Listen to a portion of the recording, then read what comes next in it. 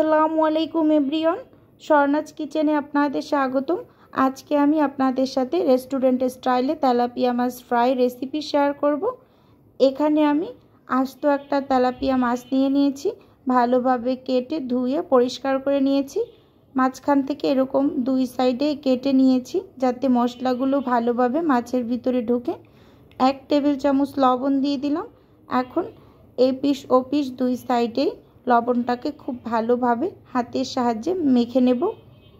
মেখে নেওয়া হয়ে গেলে এর ভিতর গুঁড়ো মশলাগুলো দিয়ে দেব 1 টেবিল চামচ মরিচ গুঁড়ো, 1 টেবিল চামচ হলুদের গুঁড়ো, দিয়ে দেব 1 টেবিল চামচ ধনিয়া গুঁড়ো, আর দিয়ে দেব 1 টেবিল চামচ জিরে গুঁড়ো।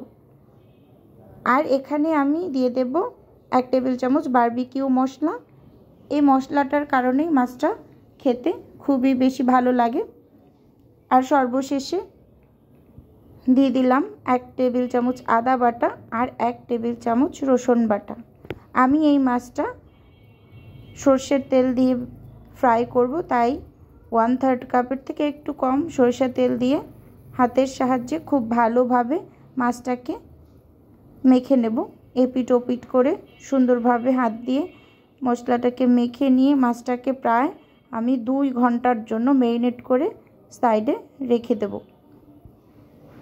আজকের মাছটা আমি ফ্রাই করব ইন্ডাকশন ওভেনে। এর জন্য এখানে আমি একটা স্ট্যান্ড বসিয়ে দিলাম ইন্ডাকশনের উপরে।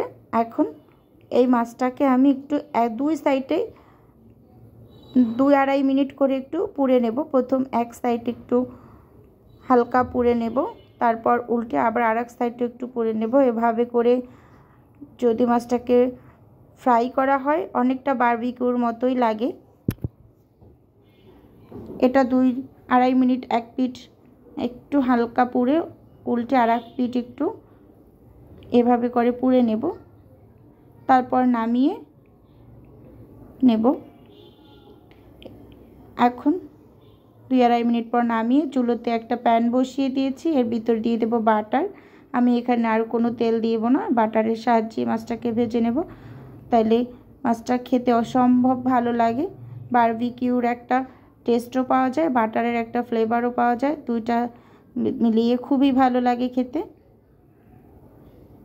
এখন আমি ঢাকনা দিয়ে ঢেকে এক সাইড একদম ভালোভাবে ভেজে নেব। সুন্দর একটা কালার আসার পর আমি এটাকে ঢাকনা খুলে উল্টে নেব। এক সাইড ভালোভাবে ভাজা হয়ে গিয়েছে, এখন অপর পিঠ ওইভাবেই করে ভেজে নেব। এক সাইড কিন্তু পুরোপুরি ভাজা হয়ে গেছে। এখন আমি বাটিতে যে মশলাগুলো ছিল সেটাকে 2 সাইড দিয়ে একটু দিয়ে দেব। এই বাটারটা দিয়ে ভাজি করলে মাছটার টেস্টটাই অন্যরকম হয়, বোঝাই যায় না এটা তেলাপিয়া মাছ নাকি অন্য কিছু। এভাবে বাসায় একটু ট্রাই করে দেখবেন। আর প্রথমে ইন্ডাকশনের উপরের যে স্ট্যান্ড থাকে ওটার উপর ভালোভাবে একটু পুড়িয়ে নিলে হয় কি এটার স্বাদটা অনেকটা বারবিকিউর মতোই আসে।